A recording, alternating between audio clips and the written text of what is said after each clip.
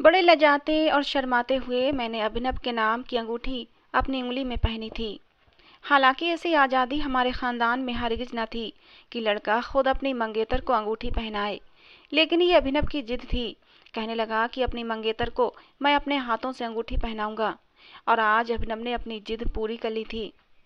अभिनव का रिश्ता जब मुझसे तय हुआ था तो मेरे पापा ने उसी समय ही अभिनव के घर वालों से कह दिया था कि मंगनी की बस छोटी मोटी रस्म ही करनी है और शादी को समय बाद करेंगे, जब संध्या की शिक्षा पूरी हो जाएगी तब। अभिनव एक अच्छी पोस्ट पर जॉब करता था, इनकम भी बहुत अच्छी थी और देखने में भी हैंडसम था। ऐसी कोई भी कमी उसके अंदर नहीं थी कि मेरे पापा इस रिश्ते के लिए इनकार करते। लेकिन जब मेरी सास ने ये कहा कि अभिनव की इच्छा है कि वो संध्या को मंगनी की अंगूठी खुद पहनाए, तो मेरे पापा के चेहरे की रंगत कुछ हल्की पड़ी थी। चेहरे पर नागवारी सी फैल गई थी। कहने लगे, बहन जी, हमारे खानदान में ये रिवायत नहीं है कि लड़का खुद अपने हाथों से लड़की को अंगूठी पहनाए। आप इसे चाहें जो भी समझें, चाहे हमारे पुराने ख्याल समझें, हमें कोई परवाह नहीं है। लेकिन हमारे खानदान में पुराने समय से यही चला आ रहा है कि मंगनी की अंगूठी लड़की की सास या उसकी ननद पहनाती है, और लड़का लड़की एक दूसरे को देखते भी नहीं है। देखना तो दूर, हमारे यहाँ शादी से पहले लड़की की तस्वीर देखने का भी रिवाज नहीं था, लेकिन फिर भी हमने आपको अपनी बेटी की तस्वीरें भेज दी थीं ताकि आपका बेटा बाद में ऐतराज न करे। लेकिन जो आप कह रही हैं ऐसा हरगिज भी नहीं हो सकता। मैं अपने खानदान की रवायत को तोड़ नहीं सकता, सो हमारी तरफ से ऐसी रस्म करने से साफ इनकार है। ये सुनना था कि अभिनव की माँ के माथे पर बल पड़ गए। कहने लगी, भाई साहब, आप किस दौर में जी रहे हैं? आजकल तो ये बातें बहुत मामूली समझी जाती हैं। अगर मेरे बेटे की इच्छा है तो कोई बड़ी बात नहीं है। आजकल ये तो आम बात है, और ये सही भी है। शादी से पहले लड़के और लड़की का मिलना, एक दूसरे को देखकर उन्हें पसंद करना अच्छी बात है, ताकि आगे चलकर उनकी ज़िंदगी में कोई मुश्किल ना आए। शादी से पहले ही एक दूसरे को समझ लें, ये अच्छी बात होती है। मंगनी के हवाले से मेरे बेटे ने जो इच्छा जाहिर की है वो मुझे बिल्कुल भी नाजायज नहीं लग रही है। ये बात सुनकर मेरे पापा गुस्से में आ गए। कहने लगे, ठीक है बहन जी, आपकी मर्जी है, लेकिन हमारे खानदान में ऐसा नहीं होता। आपने रिश्ता करना है तो हमारी शर्तों के अनुसार ही शादी करना पड़ेगी, वरना आपकी मर्जी। ये कहते ही उन्होंने मुझसे कहा कि संध्या बेटा उठो और अपने कमरे में जाओ। मैं फौरन से उठकर अपने कमरे में चली गई। अभिनव के घर वाले बड़े गुस्से से उठकर वापस चले गए थे। सबने यही समझा कि अब ये रिश्ता खत्म हुआ। मेरे दिल में अभिनव के लिए कोई ऐसे जज्बात नहीं थे कि मुझे कुछ दुख होता, इसलिए मुझे कोई भी असर नहीं पड़ा था। लेकिन ऐसा नहीं हुआ था जैसा हम सोच रहे थे। कुछ दिन बाद ही अभिनव के पापा का फोन आया कि वो लोग रस्म करने आ रहे हैं, लेकिन इस बार उनका रवैया बड़ा रूखा रूखा सा था। उन्होंने मुझे मंगनी की अंगूठी पहनाई और रिश्ता पक्का करके चले गए। मैं जिस गांव में रहती थी वो काफ़ी तरक्की तो कर चुका था, लेकिन यहाँ पर कॉलेज वगैरह नहीं थे, इसीलिए मैं शहर के हॉस्टल में रहकर अपनी पढ़ाई पूरी कर रही थी। मेरे पापा की इच्छा थी कि मैं इंग्लिश में एमए करूं, और पापा कहते थे कि लड़कियों को ज़्यादा से ज़्यादा पढ़ाई करनी चाहिए, और अपने पापा की इच्छा पर ही मैं हॉस्टल में रह रही थी।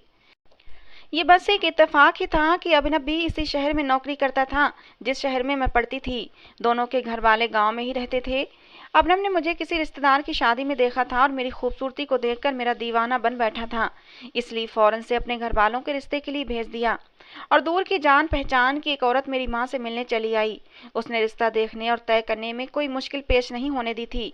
बस थोड़ी सी गड़बड़ इसी बात पर हो गई थी कि मेरे पापा अपने उसूलों के पाबंद थे, और देखा जाए तो ये बात कुछ हद तक ठीक भी थी। मंगनी के बाद ही लड़के लड़की का आज़ादी से घूमना उन्हें बिल्कुल भी पसंद नहीं था, लेकिन वो नहीं जानते थे कि इस बात का कितना भयानक परिणाम मुझे भुगतना पड़ेगा। उन्होंने बहुत ही सख्ती से मुझे अभिनव से मिलने से मना कर दिया था, और मंगनी की अंगूठी भी मेरे सास के हाथों से पहनवाई थी ताकि एक दूसरे से जान पहचान न बन पाए। लेकिन मेरे पापा नहीं जानते थे कि मुझे इस बात का कितना बुरा परिणाम भुगतना पड़ेगा। मैं हर बात से अनजान अपनी मंगनी पर बेहद खुश थी कि अभिनव जैसा स्मार्ट और हैंडसम लड़का मेरी ज़िंदगी में आया था।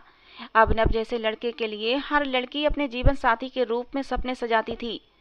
मंगनी के कुछ दिन बाद मेरी छुट्टियां ख़त्म हो चुकी थीं और मैं वापस हॉस्टल में चली गई, और उसके बाद जो हुआ उसका किसी को भी गुमान नहीं था।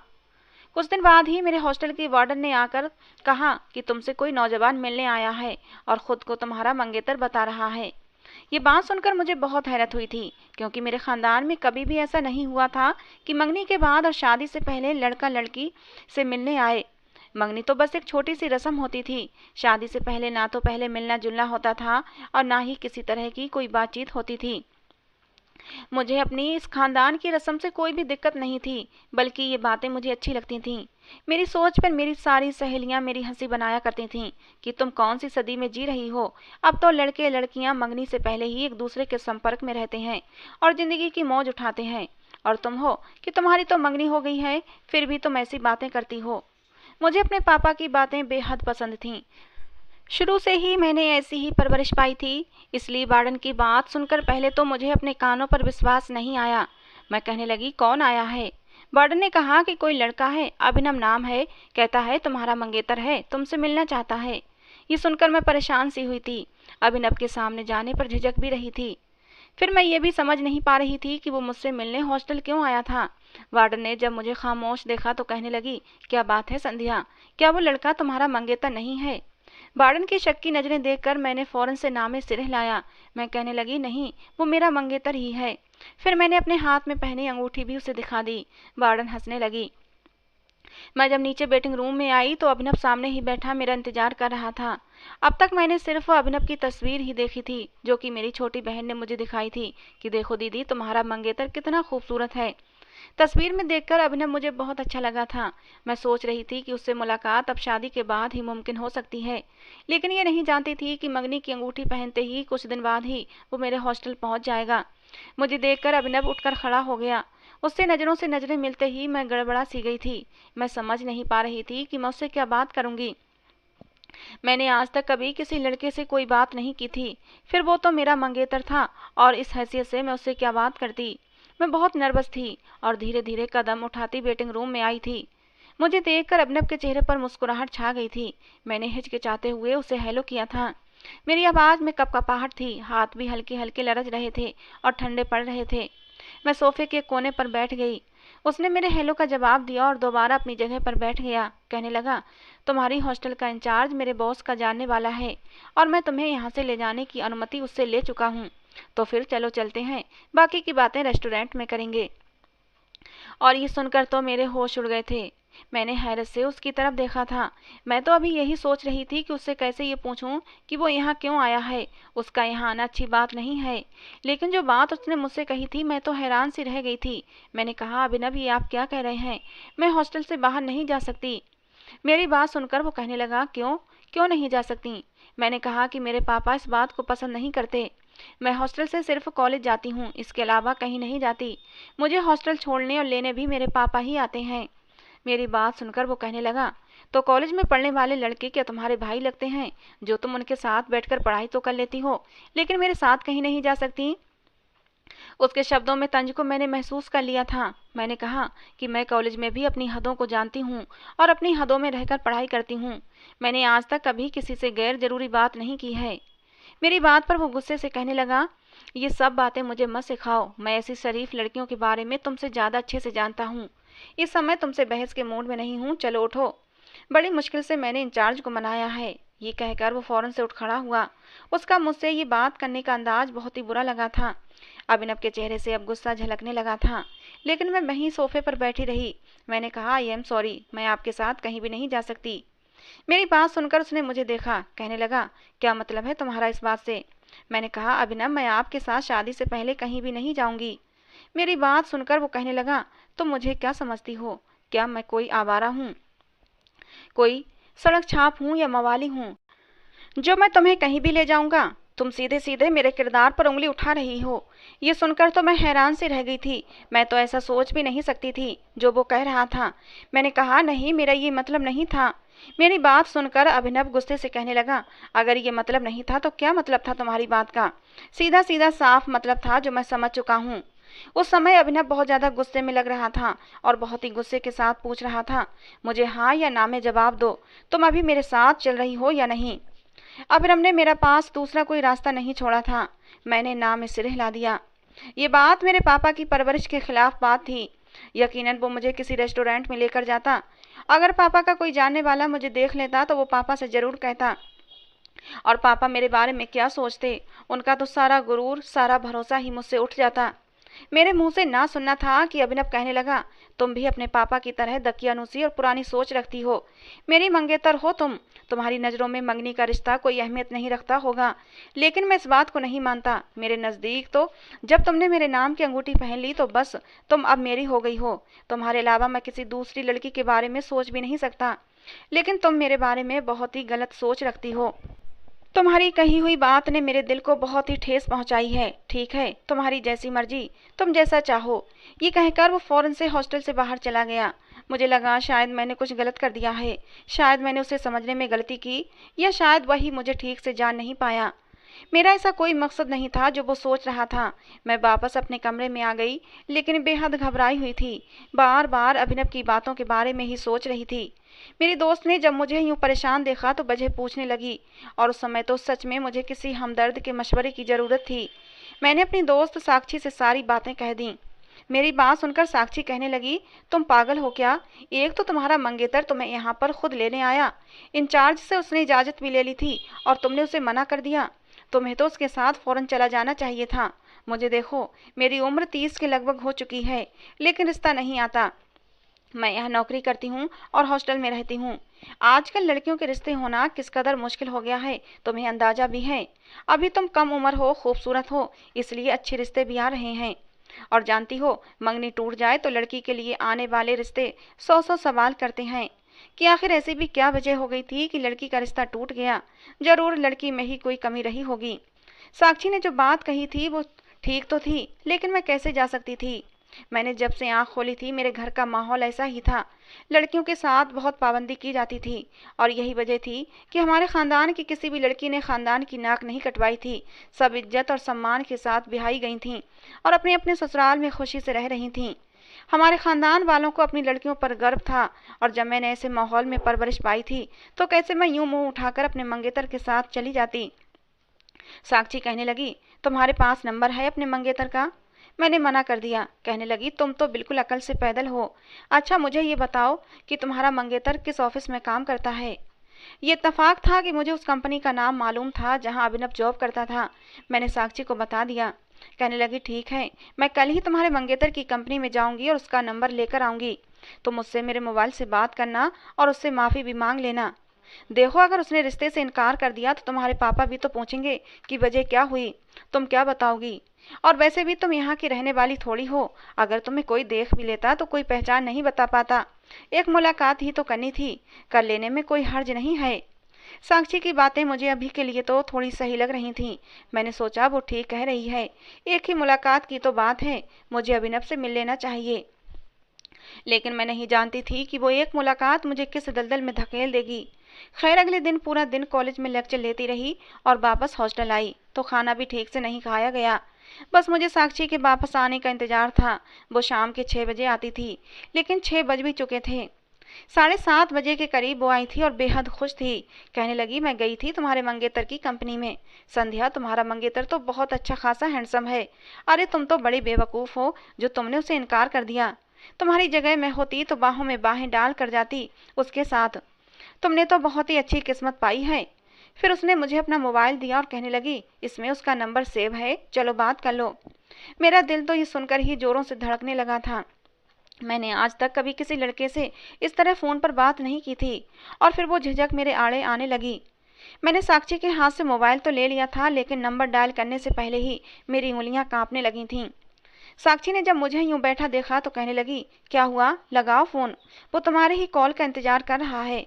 मुझसे कह रहा था कि अपने बेवकूफ़ दोस्त को समझाओ, मंगनी और शादी के बीच का जो समय होता है वो बहुत ही खुशगवार और यादों को समेटने वाला होता है, लेकिन वो न जाने किस सदी की लड़की है जो इन खूबसूरत पलों को समेटने और यादगार बनाने की बजाय इन्हें बर्बाद करने पर तुली हुई है। मैंने धड़कते दिल के साथ मोबाइल पकड़ा था। अभिनव का नंबर मुझे साक्षी ने ही मिलाकर दिया था। कहने लगी, चलो तुम बात करो, मैं जरा अपने लिए कुछ खाने के लिए बनाकर लाती हूँ। वो कमरे से बाहर चली गई। मेरे हाथ फिर से कांपने लगे। ना चाहते हुए भी मैं बहुत नर्वस हो रही थी। पहली घंटे पर ही अभिनव ने फ़ोन उठा लिया था, और उसने जिस बेताबी से हेलो कहा था, मैं उसकी बेताबी महसूस कर चुकी थी। मैंने कहा, मैं संध्या बात कर रही हूँ। कहने लगा, जानता हूँ। हाँ कहो, क्या बात करना चाहती हो? अब मैं ये सोच रही थी कि क्या बात करूं। हालांकि पूरा दिन मैं अपने दिमाग को इसी बात के लिए तैयार करती रही थी कि अभिनव से ये बात कहूंगी, वो बात कहूंगी। लेकिन अब लग रहा था कि दिमाग बिल्कुल खाली हो चुका था। मुझे समझ नहीं आ रहा था कि बात शुरू कहाँ से करूं। कुछ देर तो मैं अपने दिमाग में शब्दों को बिठाती रही। फिर अभिनव ही कहने लगा, कम ऑन यार, क्या सोच रही हो? तुम्हारी बातों को सुनने के लिए मैं बहुत बेताब हूँ। और प्लीज मुझसे वो बातें करना जो मैं सुनना चाहता हूँ। मैंने बस कुछ फॉर्मल से शब्द ही बोले थे, खैर खैरियत ली थी। मैंने कहा, आई एम सॉरी, मेरी बातों की वजह से शायद आपको दुख पहुंचा है, लेकिन मेरा हरगिज ये मतलब नहीं था जो आप समझ रहे हैं। वो कहने लगा, छोड़ो इन बातों को, मुझे बताओ कि कल किस समय तुम्हें लेने आऊं। और इस बात ने मेरे दिल की धड़कनें फिर बढ़ा दी थीं। लेकिन इस बात के लिए मैंने खुद को तैयार कर लिया था। मैंने सोचा था थोड़ी देर के लिए मिलकर वापस आ जाऊंगी। मैंने कहा, शाम 6 बजे, लेकिन मैं बस 1 घंटे के लिए ही आपके साथ जाऊंगी। मेरी बात सुनकर वो हंसने लगा और कहने लगा, इसका फैसला तुम मुझ पर छोड़ दो, तुम्हारे सारे फैसले अब मैं खुद किया करूंगा। अगले दिन साक्षी ने ही मुझे तैयार किया था। मैं तो बस एक सादा सा कॉटन का सूट पहनकर ही तैयार हो गई थी। वो कहने लगी, यूं जाओगी? ठीक है, तुम खूबसूरत हो, लेकिन इतनी हसीन भी नहीं हो। मैं तुम्हें तैयार कर देती हूँ। मैं उसे मना करती रह गई, लेकिन उसने हल्का फुल्का मेकअप मेरे चेहरे पर कर दिया था। फिर मेरे काले रेशमी बाल भी खुले छोड़ दिए, लेकिन मैंने फौरन से अपने बालों का जूड़ा बना लिया था। मैंने कहा, मुझे ये सब अच्छा नहीं लग रहा, तुम अपनी इन हरकतों से जरूर मुझे किसी मुश्किल में डाल दोगी। मेरी बात सुनकर साक्षी चिढ़ गई, कहने लगी, जिस तरह की तुम्हारी सोच है, आजकल के लड़के उन बातों को पसंद नहीं करते। अरे उन्हें तो कॉन्फिडेंस से भरी बोल्ड लड़कियां पसंद हैं। खबरदार जो तुमने रेस्टोरेंट में जाकर कोई उल्टी सीधी हरकत की तो। साक्षी मुझे समझाने लगी। मैंने कहा, ठीक है, कुछ नहीं करूंगी। मुझे लगा रेस्टोरेंट में जाकर खाना खाना है और फिर खाना खाकर वापस आ जाऊंगी। जो वो बातें करेगा उसकी बातों पर बस हाँ या ना में जवाब दे दूंगी, क्योंकि मुझे ऐसी जगह पर जाने का कोई खास तजुर्बा नहीं था। ना ही मुझे मालूम था कि मंगेतर आपस में क्या बातें करते हैं। 6 बजे ही मुझे वार्डन ने आकर कहा कि तुम्हारा मंगेतर तुम्हें लेने आया है और इंचार्ज से भी अनुमति ले चुका है। मैंने अपना एक बड़ा सा दुपट्टा निकाला और उसे खुद पर लपेट लिया। साक्षी कहने लगी, ये क्या तुम बहन जी टाइप की तरह बन गई हो? मैंने कहा, लेकिन सिर्फ दुपट्टा ही तो ओढ़ा है, इसमें क्या गलत है? और मैं उसे उतार कर नहीं जा सकती। मेरी आदत थी कि मैं बिना दुपट्टे के कोई भी सूट नहीं पहनती थी। साक्षी मुझे हैरत से देखने लगी। मेरा दिल बहुत डरा हुआ था।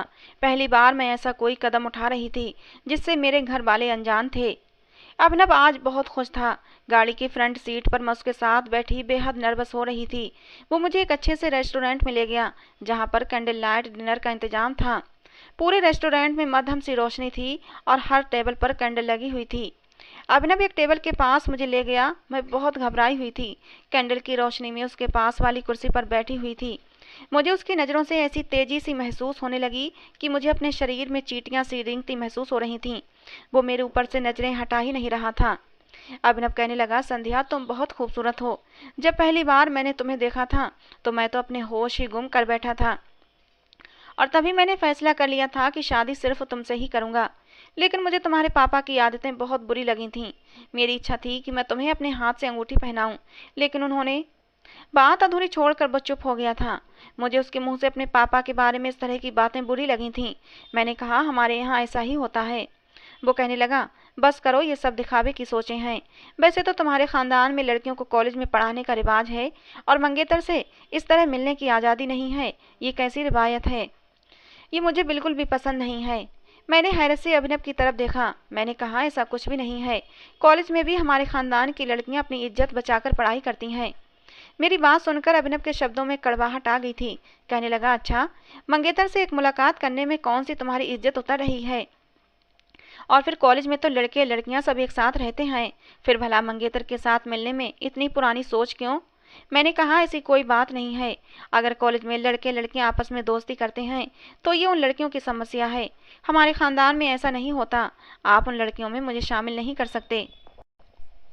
मेरी बात सुनकर वो कहने लगा, मैं ये बहस करने के लिए तुम्हें यहाँ लेकर नहीं आया हूँ। उसने कुछ चीज़ें ऑर्डर की और खाना हल्की फुल्की बातों के दौरान खाया गया। उसके बाद उसने मेरा हाथ पकड़ लिया और मेरी तो जैसे जान लबों पर आ गई थी। फिर उसने अपनी जेब से एक मखमली डिबिया निकाली और एक अंगूठी मेरे हाथ में पहना दी, जो उसकी माँ ने पहनाई थी। वो उतार कर उसने मेरी दूसरी उंगली में पहना दी। कहने लगा, बस मैं यही तो चाहता था कि मैं तुम्हें मंगनी की अंगूठी अपने हाथों से पहनाऊं। अब तुम ही बताओ, इसमें क्या बुराई थी? अभिनव की बात पर मैं चुप हो गई थी। शायद ये उसकी छोटी सी ख्वाहिश थी जो वो पूरी कर चुका था। अभिनव ने जो अंगूठी मुझे पहनाई थी वो मेरी उंगली में ढीली हो रही थी। मैंने कहा, अभिनव ये तो बड़ी है, इसे आप अपने पास रखें। लेकिन वो कहने लगा, नहीं, तुम इसे पहने रखो। अगली बार जब तुम मुझसे मिलने आओगी तो मैं तुम्हारे लिए तुम्हारे नाप की दूसरी अंगूठी ले आऊंगा। मैं अभिनव की बात पर चौंक गई थी। मैंने कहा कि मैं तुम्हारे साथ अब दूसरी मुलाकात नहीं करूंगी। मैं आज ही बड़ी मुश्किल से आई थी। मेरी बात पर अभिनव हंस पड़ा था। मुझे लगा अब वो मुझे वापस हॉस्टल छोड़ देगा, मगर वो कहने लगा, इसी होटल के कमरे में उसका दोस्त ठहरा हुआ है। मुझे उससे कुछ काम है, इसलिए मैं उसके पास होटल के कमरे में थोड़ी देर के लिए जा रहा हूँ। तुम भी मेरे साथ चलो। मैं उठकर खड़ी हो गई। अभिनव के साथ मैं लिफ्ट से तीसरी मंजिल पर आ गई थी। लेकिन जैसे जैसे मैं कमरे की तरफ बढ़ रही थी, मुझे ऐसा लग रहा था जैसे मेरा सर भारी हो रहा है। मेरे पैर मेरा साथ नहीं दे रहे थे। मुझे लगा जैसे मेरा सर चक्कर खा रहा है। मैंने अपने हाथ से अपना सर पकड़ लिया था। मैंने कहा, अभिनव, मुझे चक्कर आ रहे हैं। ये सुनकर बजाय परेशान होने की अभिनव मुस्कुराने लगा। तभी अभिनव ने मुझे बाजू से पकड़ा तो मैंने उससे अपना बाजू छुड़वाने की कोशिश की, लेकिन बिना उसके सहारे के मैं चल भी नहीं पा रही थी। मुझे सब कुछ घूमता हुआ दिखाई दे रहा था। ये कमरे के बाहर अभिनव जाकर खड़ा हो गया, चाबी से दरवाजा खोला और मुझे अंदर ले गया। अंदर का माहौल काफी रोमांटिक सा था। नाइट बल्ब जल रहा था। कमरे में किसी चीज की हल्की हल्की सी खुशबू भी आ रही थी। कमरे में मेरे और अभिनव के अलावा कोई और नहीं था। मैं बार बार अपने सर पर हाथ मार रही थी, खुद को होश में लाने की कोशिश कर रही थी, जो मुझे मुमकिन नजर नहीं आ रही थी। और मेरे होश तो उस समय उड़े जब अभिनव ने मुझे बेड पर धक्का दिया और उसके बाद उसने मेरे ऊपर से मेरे दुपट्टे को उतार के एक तरफ रख दिया। मैं चाहकर भी उसका हाथ रोक नहीं पा रही थी। मेरा सर अब भी चकरा रहा था। मैंने कहा, अभिनव, आप ये क्या कर रहे हैं? लेकिन उसने मुझे कोई भी जवाब नहीं दिया। उसने मेरे बालों का जूड़ा भी खोल दिया और मेरे होंठों पर अपने होंठ रख दिए। मेरे अंदर एक बिजली सी दौड़ गई थी। मैंने अपने अंदर की सारी ताकतें जमा करके अभिनव को अपने ऊपर से धक्का दिया था। लेकिन अभिनव के इरादे सही नहीं थे। वो मेरे बहुत करीब आ गया था और मुझे अपने साथ लगा लिया और फिर मेरे साथ कुछ गलत तरीके से तस्वीरें भी लेने लगा। मैं अपने आप को उससे छुड़ा रही थी, लेकिन अभिनव की गुस्ताखियां बढ़ती ही जा रही थीं। तभी मेरे हाथ में साइड टेबल पर रखा गुलदान आ गया। मैं वही उसके कंधों पर मारना शुरू कर दिया। मेरा एक बार उसके सर पर भी पड़ा था। वो मुझसे पीछे हट गया। इससे पहले कि वो कोई और गुस्ताखी करता, मैं फौरन से खड़ी हो गई और होटल के कमरे का दरवाजा खोला और लड़खड़ाते कदमों से लिफ्ट तक पहुंची थी। अभिनव जल्दी से मेरे पीछे लपका था, लेकिन मैं भी सारी हिम्मतें जमा करके अभिनव से दूर भाग रही थी। उस समय ना तो मेरे गले में दुपट्टा था, ना ही मेरे पैरों में चप्पल। मेरे बाल भी खुले हुए थे, बल्कि चेहरे पर फैले हुए थे। लेकिन मैं अपनी इज्जत बचाने के लिए जो कर सकती थी वो कर रही थी। मैं जैसे ही लिफ्ट के अंदर गई, सामने से अभिनव आता हुआ दिखाई दिया, जो मेरी ही तरफ तेजी से भागता हुआ आ रहा था। मैंने जल्दी से लिफ्ट का दरवाजा बंद करने की कोशिश की। इससे पहले कि वो मुझ तक पहुंच पाता, तब तक लिफ्ट बंद हो चुकी थी। जैसे ही मैं ग्राउंड फ्लोर पर पहुंची, तेज कदमों से दरवाजा खोलकर होटल से निकली थी, लेकिन मुझ पर फिर से बेहोशी छाने लगी थी। मैं जबरदस्ती खुद को जगा रही थी। सामने ही मुझे एक टैक्सी नजर आई। मैं रो रही थी। फौरन उस टैक्सी वाले के पास पहुंची। टैक्सी वाला आराम से पैर पर पैर रखे और अपने मुंह पर रुमाल डाले सो रहा था। मैंने टैक्सी का शीशा बजाया। इससे पहले कि अभिनव वहां पर पहुंचता, मैं वहां से निकल जाना चाहती थी। उस नौजवान ने रुमाल अपने चेहरे से हटाया और मुदी हुई आंखों से मुझे देखने लगा। उसने शीशा खोला और कहने लगा, ये टैक्सी खाली नहीं है। मेरे पैसेंजर अंदर बैठे खाना खा रहे हैं। अभी थोड़ी देर में आएंगे और मैं उन्हें लेकर जाऊंगा। आप कोई और टैक्सी लेकर चली जाएं। दूर दूर तक मुझे कोई भी टैक्सी नजर नहीं आ रही थी। अभिनव भी नीचे ग्राउंड फ्लोर तक पहुंच चुका था और रेस्टोरेंट से बाहर आ चुका था। मैं रोने लगी। मैंने उसके सामने हाथ जोड़ दिए कि भगवान के लिए मुझे यहाँ से ले चलो, मुझे मेरे हॉस्टल तक पहुँचा दो। मैंने उसके बाद उसे सोचने का मौका तक नहीं दिया और जल्दी से पिछली सीट का दरवाजा खोलकर टैक्सी के अंदर बैठ गई और जल्दी से दरवाजा बंद भी कर लिया। उससे कहा कि जल्दी से गाड़ी चलाओ, मेरे पीछे कोई गुंडा पड़ गया है। ये सुनकर वो लड़का फौरन से होश में आ गया था। उसने जल्दी से गाड़ी स्टार्ट की और फौरन मेन रोड पर ले आया। मैंने पीछे पलट कर देखा तो अभिनव मुझे जाते हुए देख रहा था। मैंने जल्दी से उस टैक्सी वाले को हॉस्टल का पता बता दिया था। वो कहने लगा, कौन पीछे पड़ गया था आपके? लेकिन मैं उसे क्या बताती कि मेरा मंगेतर ही मेरी इज्जत लूटने पर उतारू हो गया था। मैं रोए जा रही थी। फिर उस लड़के ने मुझसे कोई और सवाल नहीं किया। हाँ, खुद पर ओढ़ी हुई गर्म शॉल उसने उतारी और एक हाथ से पीछे की तरफ मुझे पकड़ा दी। कहने लगा, आपकी हालत ठीक नहीं है, आप ये शॉल ओढ़ लें। मेरा दिमाग तो इस कदर चकरा रहा था कि ये भी नहीं सोचा था कि मैं बिना दुपट्टे के, बिना चप्पलों के ही उस गाड़ी में आकर बैठ गई थी। मैंने उस शॉल से खुद को लपेट लिया, लेकिन उसके बाद मैं अपने होशो हवास खो बैठी थी। शायद अभिनव ने मुझे जो जूस पिलाया था उसमें कुछ नशीली दवा मिलाई गई थी, जिसने अपना असर अब पूरी तरह पर कर दिया था। मैं समय रहते अभिनव के चंगुल से छूट गई थी, नहीं तो अभिनव मेरी इज्जत तार तार कर चुका होता। जब मुझे होश आया तो मैं अपने हॉस्टल के कमरे में थी। मेरी दोस्त साक्षी मेरे पास बैठी हुई थी।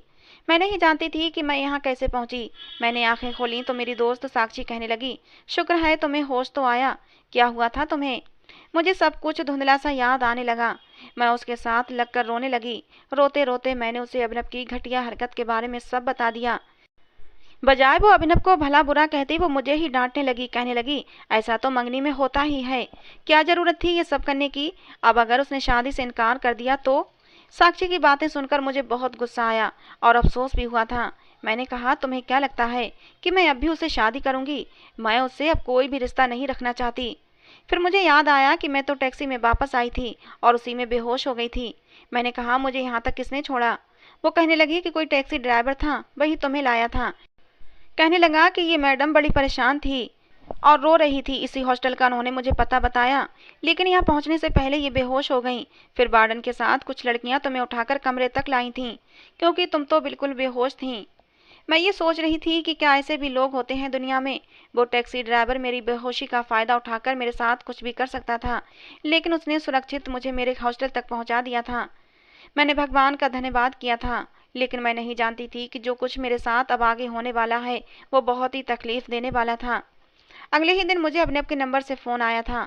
साक्षी ने मुझसे कहा कि अभिनव का कॉल है। मैंने कहा, मुझे कोई बात नहीं करनी है, उससे कहो मेरा उससे अब कोई भी संबंध नहीं है, और जो है वो भी मैं तोड़ दूंगी।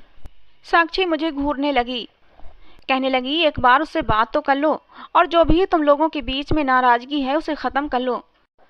मैंने गुस्से से फ़ोन पकड़ा जिससे कि मैं अभिनव को खरी खरी सुना सकूं, लेकिन जो बात उसने मुझसे कही मेरे होश उड़ के रह गए थे। अभिनव कहने लगा, मैंने साक्षी के नंबर पर कुछ तस्वीरें भेजी हैं, उन्हें देख लो। जो काम मैं तुम्हें बेहोशी में रखकर करना चाहता था अब पूरे होशो हवास में करूंगा, और अगर तुमने मना किया तो तुम्हें किसी को मुंह दिखाने के काबिल नहीं छोड़ूंगा। फिर कहने लगा कि अगर तुम चाहती हो कि मैं तुम्हारे साथ शादी करूं तो आज ठीक रात के 10 बजे उसी हॉस्टल के उसी रूम में पहुंच जाना जहां से तुम भागी थीं। ये कहकर उसने फ़ोन बंद कर दिया। मैंने फ़ोन से साक्षी का व्हाट्सएप चेक किया तो मैं सांस लेना भूल गई थी। मैं ये तो जानती थी कि अभिनव ने मेरे साथ तस्वीरें ली हैं, लेकिन वो किस तरह की तस्वीरें हैं ये देखकर मेरे अब होश उड़ गए थे। मैं पूरी तरह होश में न थी, इसलिए मुझे बस कुछ कुछ याद था। सब कुछ किसी सपने की तरह से लग रहा था, लेकिन इन तस्वीरों ने तो जैसे मुझे जमीन के अंदर गाड़ के रख दिया था। मैं उन तस्वीरों को देखकर रोने लगी। साक्षी ने भी तस्वीरें देखी। मेरी बात सुनी तो कहने लगी कि उसकी बात मान लो, इसी में भलाई है, वरना तुमसे कोई भी शादी नहीं करेगा। वो ये तस्वीर हर तरफ वायरल कर देगा। मैंने कहा, नहीं साक्षी, मैं ये गुनाह नहीं कर सकती। साक्षी कहने लगी कि बेवकूफ़ मत बनो, तुम क्यों नहीं समझती? अगर उसने शादी से इनकार कर दिया और तुम्हारी तस्वीर वायरल कर दी तो सोचो, तुम बदनाम होकर रह जाओगी। कोई भी तुमसे शादी नहीं करेगा, और ये बात तुम्हारे घर वाले भी सहन नहीं कर पाएंगे। मैं साक्षी को भला बुरा कहने लगी। मैंने कहा, तुमने ही मुझे गलत मशवरा दिया था। काश कि मैं तुम्हारी बात न मानती और मैं उसके साथ रेस्टोरेंट न जाती। साक्षी खामोश हो गई। कहने लगी कि मैं नहीं जानती थी कि वो ये सब कुछ कर जाएगा। मंगनी के बाद रिश्ते में इतना तो चलता ही है, लड़का लड़की एक दूसरे से मिल लेते हैं और बात कर लेते हैं, लेकिन मुझे नहीं पता था कि अभिनव इस हद तक चला जाएगा। लेकिन अब मैं तुम्हें एकदम सही मशवरा दे रही हूँ, अगर उसकी बात मान लोगी तो फायदे में रहोगी। लेकिन मैं ये पाप नहीं कर सकती थी। लेकिन अगले ही दिन जो खबर मुझे सुनने को मिली, मैं उसके बारे में सोच भी नहीं सकती थी। वार्डन ने मुझे बताया कि तुम्हारे घर से फ़ोन आया है। मेरा दिल धक से रह गया था। मैंने फ़ोन उठाया तो मेरी माँ रो रही थी। मैंने कहा, क्या हुआ मम्मी? मेरी माँ ने बताया कि तुम्हारे पापा को हार्ट अटैक हुआ है और हम सब उन्हें शहर हॉस्पिटल में लेकर आ रहे हैं। ये सुनकर तो मेरे पैरों तले से ज़मीन ही निकल गई थी। मैं फ़ौरन से अस्पताल पहुंची। पापा को एंजाइना का अटैक हुआ था। डॉक्टर ने कहा था कि अगर इन्हें कोई भी सदमा या तकलीफ की खबर पहुंचाई गई तो इन्हें हार्ट अटैक भी हो सकता है। ये सुनकर तो मैं बेहद परेशान हो गई थी। अगर अभिनव ने रिश्ते से इनकार कर दिया तो मैं क्या करूंगी? लेकिन दूसरा रास्ता मेरे सामने जो था वो पाप का रास्ता था, जो मैं नहीं कर सकती थी। मैं बहुत परेशान थी। मैं अपने माँ बाप के साथ ही घर चली गई थी। मेरे पापा ने मेरे ससुर को फ़ोन किया और कहने लगे कि मेरी तबीयत ठीक नहीं है, इसलिए मैं चाहता हूँ कि आप मेरी बेटी की शादी जल्द से जल्द करके इसे अपने घर ले जाएं। ये सुनकर मैं परेशान हो गई थी कि कहीं अभिनव इनकार ही न कर दे। हालांकि मैंने ये सोच लिया था कि मैं घर जाकर अपने माँ बाप को सब कुछ बता दूंगी, अभिनव की सारी सच्चाई बता दूंगी और इस रिश्ते से भी इनकार कर दूंगी। लेकिन जो हालत मेरे पापा की थी, उसे देखते हुए मैं अपने पापा की ज़िंदगी का रिस्क नहीं ले सकती थी। अगले दिन मेरे सास और ससुर आए। मेरा दिल सूखे पत्ते की तरह कांप रहा था कि कहीं ये रिश्ता ख़त्म ही ना कर जाए। लेकिन वो 15 दिन बाद की शादी की तारीख देकर चले गए थे। मैं समझी कि शायद अभिनव मेरी बात को समझ गया है, शायद उसे अब अपने किए पर शर्मिंदगी हो रही होगी। लेकिन ये मेरी गलतफहमी थी। मेरी माँ के फ़ोन नंबर पर अभिनव की बहन का फ़ोन आया। मेरी माँ मुझसे कहने लगी, तुम्हारी ननद तुमसे बात करना चाहती है। लेकिन मैंने जैसे ही फ़ोन उठाया तो अभिनव की आवाज़ सुनाई दी। वो कह रहा था कि अगर तुम ये समझ रही हो कि तुम्हारे पापा की ख़राब तबीयत का सुनकर मैं अपनी बेइज्जती भूल जाऊंगा, तो ये तुम गलत समझ रही हो। मैं ठीक शादी से पहले तुम्हारी वो सारी तस्वीरें सबके सामने दिखा दूंगा। सबसे कहूंगा कि ये लड़की तो चरित्रहीन है, इसका अपने ऊपर इतना ही कंट्रोल नहीं है कि शादी का ही इंतजार कर लेती। मेरे साथ ये पहले ही होटल में रात बिता चुकी है और मैं ऐसी चरित्रहीन लड़की से शादी नहीं कर सकता। ये सुनकर मैं रोने लगी। अभिनव की मिन्नतें करने लगी कि ऐसा मत करना। वो कहने लगा, अगर तुम चाहती हो कि मैं ऐसा ना करूं तो तुम मेरी शर्त पूरी करो। उसने मुझे मेरे ही मोहल्ले की एक खाली घर का पता बताया। कहने लगा, ये घर बहुत समय से खाली है, यहाँ कोई नहीं रहता। रात के 12 बजे यहाँ पहुँच जाना। अगर तुम चाहती हो कि मैं तुमसे शादी करूँ तो मेरी सारी बातें मानना होंगी। वो अपनी जिद पर अड़ा हुआ था। मैंने उसकी बात पर हामी भर ली। इसके सिवा मेरे पास कोई दूसरा रास्ता नहीं था। जैसे जैसे रात का अंधेरा बढ़ रहा था, मेरा दिल डूबे जा रहा था। घर वाले सब सो चुके थे और वादे के अनुसार मुझे घर से बाहर निकलना था। मैं नहीं जानती थी कि जब कुछ दिन बाद ही बारात आनी है तो फिर अभिनव ये सब क्यों करना चाहता है। वो क्यों इज्जत से मुझे अपनाने की बजाय शादी से कुछ दिन पहले मुझसे ये पाप करवाना चाहता है। मैंने बड़ी सी चादर में खुद को छुपाया और दबे कदमों से अपने कमरे से बाहर निकली। अब अपने पापा की जान और अपनी इज्जत बचाने के लिए ये कदम उठाने के अलावा मेरे पास कोई दूसरा रास्ता नहीं था।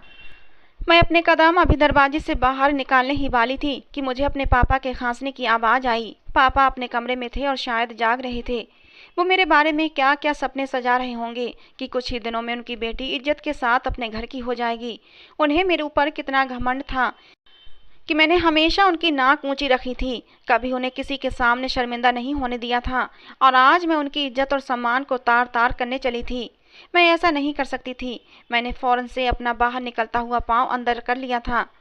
मैं ये नहीं जानती थी कि मैं जो भी कर रही हूँ इसका क्या अंजाम होगा, लेकिन मैं अपने पापा के भरोसे को तोड़ नहीं सकती थी। मैं फिर वापस अपने कमरे में आ गई और ख़ुद को हालात के हवाले कर दिया। उसके बाद मैंने किसी का भी फ़ोन नहीं उठाया। मेरी ननद के बहुत से फ़ोन आए, वो मुझसे बात करना चाहती थी और मैं जानती थी कि वो अभिनव ही है। मैं ये भी नहीं जानती थी कि शादी के बाद अभिनव मेरे साथ क्या व्यवहार करेगा।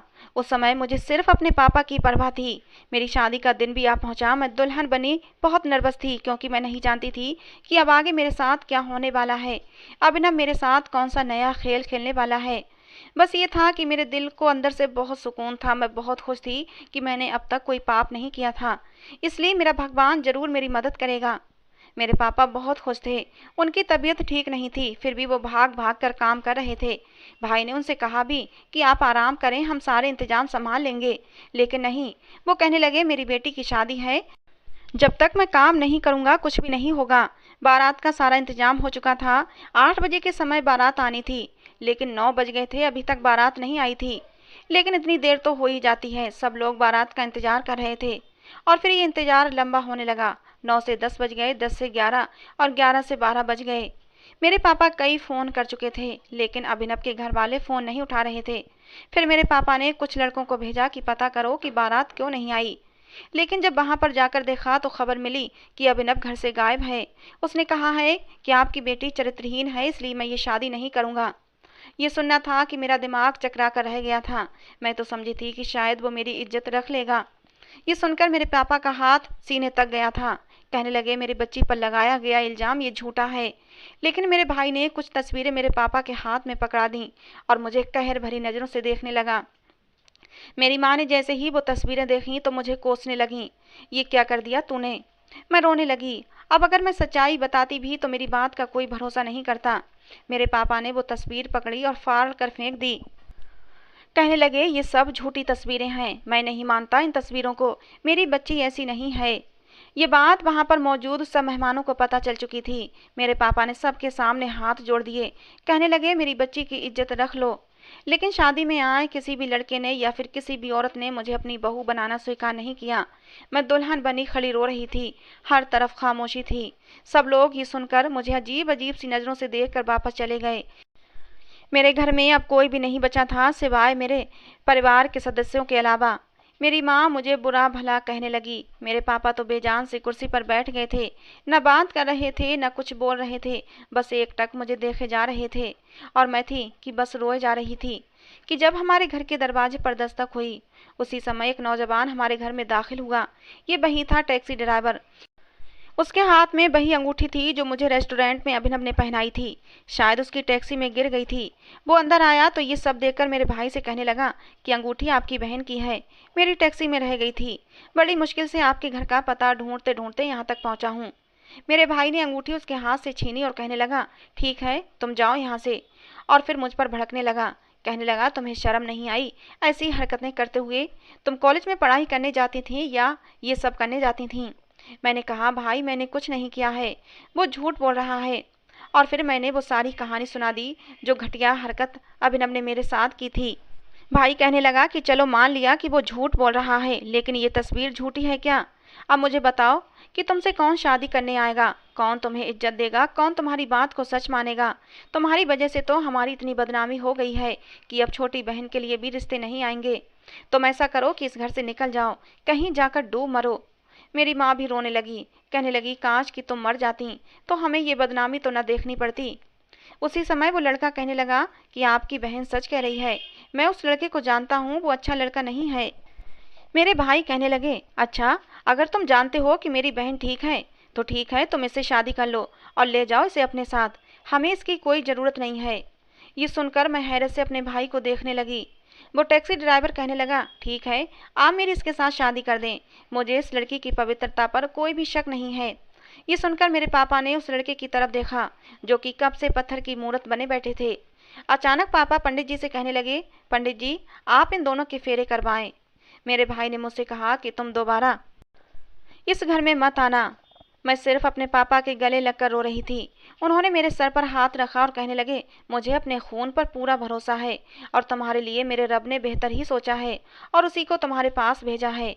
मैं विदा होकर उस ड्राइवर के साथ गाड़ी में बैठ गई थी। मैं उस समय भी रोए जा रही थी।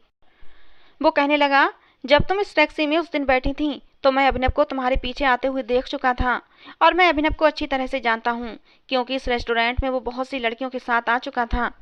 वो बहुत सी लड़कियों को डेट के लिए बुलाता रहता था और कुछ लड़कियां तो मेरी ही टैक्सी से इस रेस्टोरेंट में अभिनव से मिलने आती थीं और उनकी बातचीत से अंदाजा लग चुका था कि अभिनव एक अच्छे किरदार का लड़का नहीं है।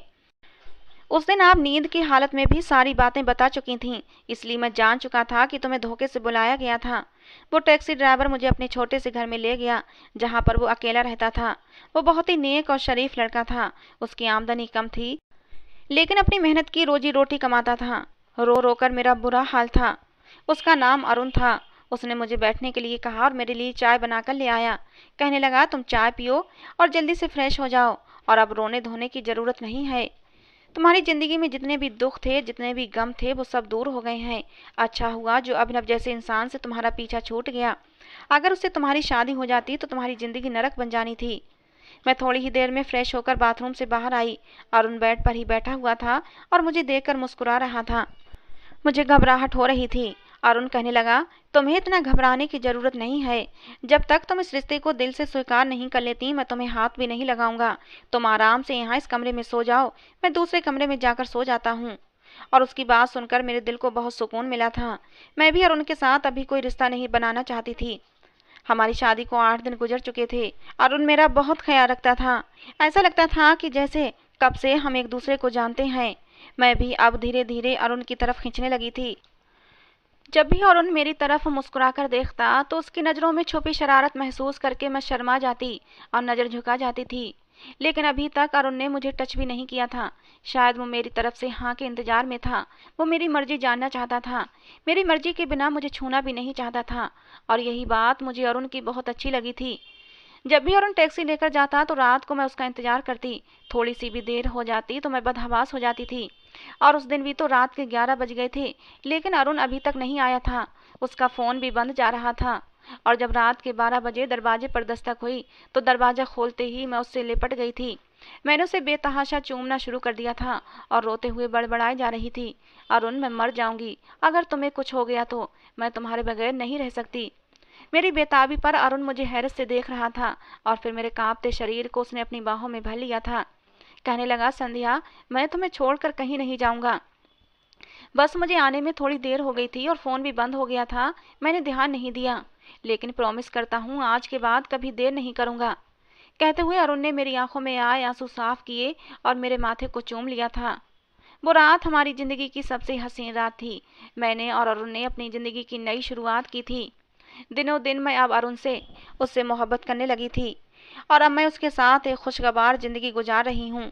उसने कभी भी मेरे अतीत के बारे में ना तो जानने की कोशिश की, ना ही मुझसे सवाल किया और ना ही कभी मुझ पर शक किया, बल्कि कहता था कि मैं खुशनसीब हूँ संध्या कि मुझे तुम जैसी पत्नी मिली।